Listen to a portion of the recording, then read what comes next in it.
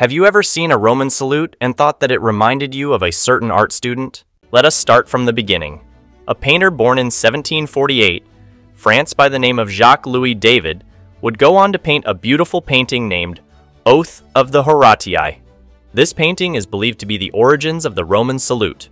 That's right, all of you Roman history nerds, there is no real historical evidence of the Roman salute being used during the Roman Empire.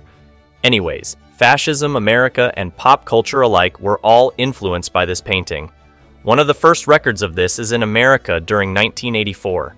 A man named James B. Upham created the Bellamy Salute, also known as the Flag Salute.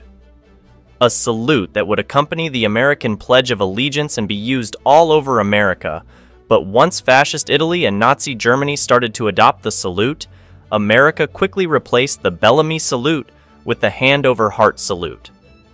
Before Italy and Germany got to it, the Roman salute in the painting was popularized during the late 19th and early 20th centuries in plays and films. This led to the creation of the 1914 Italian film Cabiria, which was written by the nationalist poet Gabriele D'Annunzio.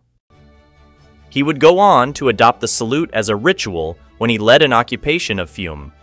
Through his influence, the salute started to solidify as the symbolic salute of fascists and later adopted by Italy in 1923. The salute would eventually spread to Germany in 1926.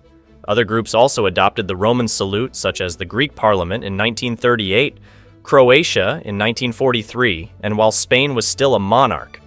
But hey, now you know the origins of the Roman salute. Now on to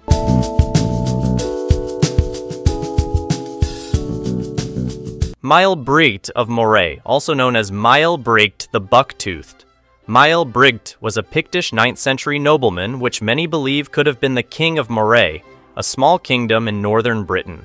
We do not know much about Breit except for his death, which is recorded in the Orkney Inga saga. In this text, Breit was challenged by Sigurd to settle their differences in a 40 versus 40 man battle.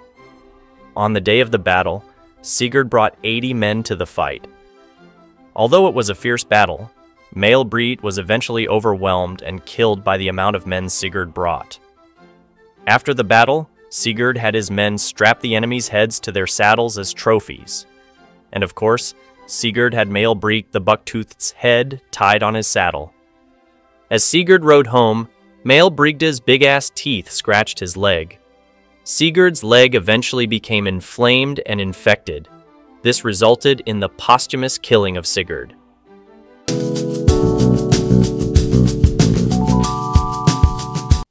Born on May 3, 1814, Wilmer McLean was an American wholesale grocer from Manassas, Virginia. With this being the location of the first Battle of Bull Run, the battle took place on McLean's farm, the Yorkshire Plantation. The Union would fire artillery at McLean's house because it was being used as a headquarters for Confederate Brigadier General P.G.T. Beauregard.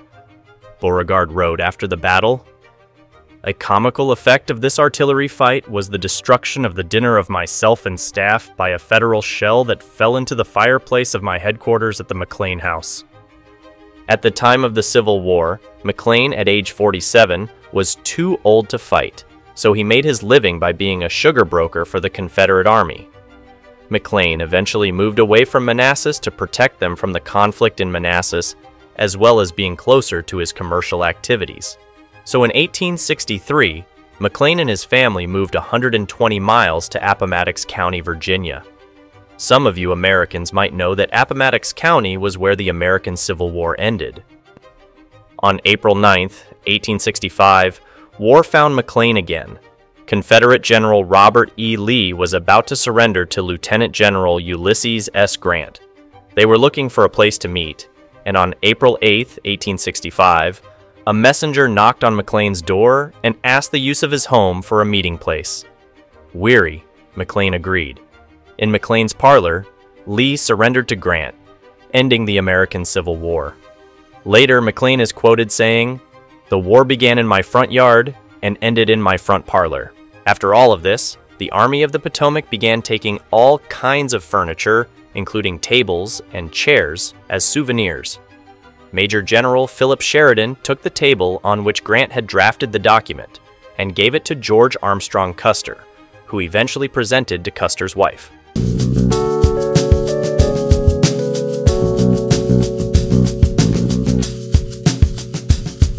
In 1927, the country of Liberia held their general election. The results of this was a victory for Charles D.B. King of the True Whig Party, who was re-elected for a third term after defeating Thomas J. Faulkner of the People's Party by 240,000 votes. No big deal, right? Well, there were only 15,000 registered voters.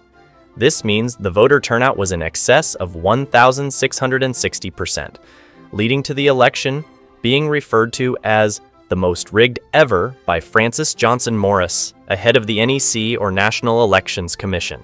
The election also was in the Guinness Book of Records as the most fraudulent election ever reported in history. Well, that's it, guys, and as always, thanks for watching.